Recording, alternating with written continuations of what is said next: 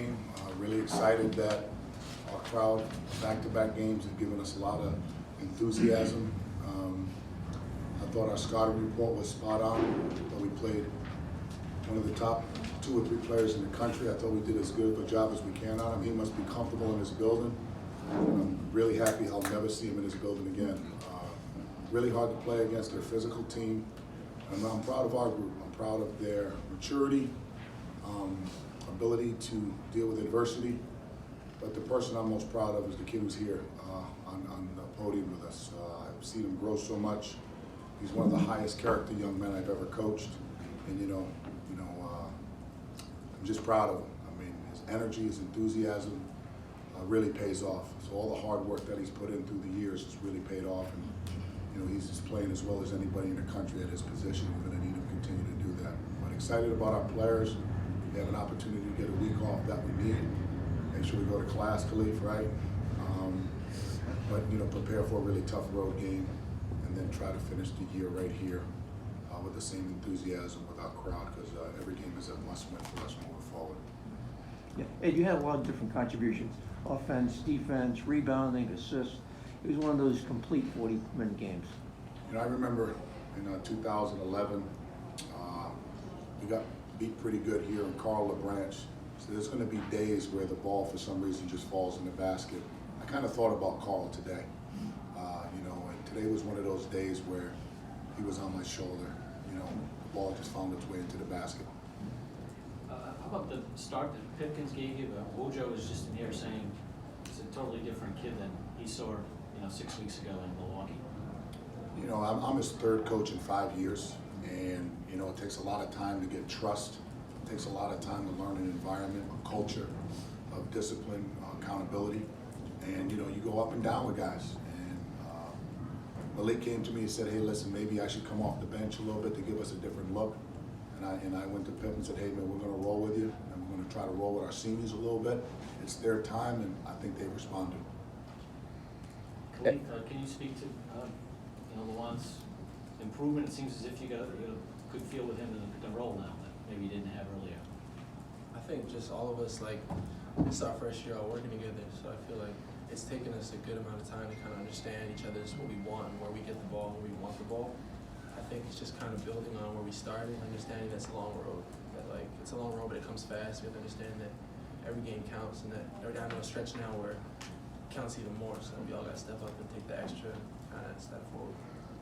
Ed, do you feel the sense of urgency with you in the upperclassmen here? Because it shows on the floor. Yeah, for sure. I think that all of us are really out there just trying to the best we can for each other. I think that even the younger guys, they always say, we got you. So we're kind of a collective understanding that there's 5 of us and we all want to kind of go with the bang. We don't want to have an NIT finish or anything like that. We want to go for the big tournament. We want to make it. We want to fight to the end. And how do you think your guys handled the big lead today versus a week ago where you never let it get close to a couple I of thought we sessions? learned from it for sure. Even when it got close, we made a couple mistakes, a couple of errors. I thought our defense carried us. I think there was like a 6 or 7-0 spurt, and I thought that was game. There just wasn't enough time on the clock, even with Superman on the other team. Every time he touched the ball, I'm just like, oh, damn, here we go. I just remember when he was in here a couple of years ago when he had 50 on us. It seems like every time he touched it, the ball went in. I just thought we matured in learning from it. Again, it's really, really hard to play against great teams with a 10, 11, 12-point lead. They're good for a reason. Howard didn't really get rolling until late, Ed. I think you guys were up 21. He scored like 19 the rest of the way. How much was important to give him different looks to really not to have him get settled in looking at one guy? I think David did a really good job on him. I thought Malik did a really good job on him. He leads the country in scoring for a reason, But when you look at that there, I didn't think the ball moved as much. They had 4 assists, 18 turnovers. So that told us the ball was steady a lot. And if you can get your defense to steady the ball, you're not in rotation a ton, you're doing your job as a defensive team. But when you play somebody who's gifted like that can score in a lot of different ways, and he has the ability to get fouled, I'm just glad we're done with him until hopefully the Big East finals. Kalif, you guys, I think, had 18 assists on 26 baskets. Just talk about sharing, and I think you had 3 assists as well. I think just from the start, when we first started off the season, we were pretty much leading the country almost in assists. I think that we had to get back to understanding who we are and understand that we have a lot of different weapons. I think we have to understand that when it comes down to it, we can't really focus on just one guy and understand that we're a whole team and we have to work together and finish out. And do you feel like, you're seeing more of the ball moving around? A few different guys that have 3-4 assists here, and a few different guys get 6 guys in double figures. You feel like it's just sort of spreading the wealth there offensively? I do. Sorry about that, man. This shirt is soaking wet. Soaking wet. I have to get a couple of untucked shirts to put on. All right. We talk about sharing the ball. We talk about moving the ball.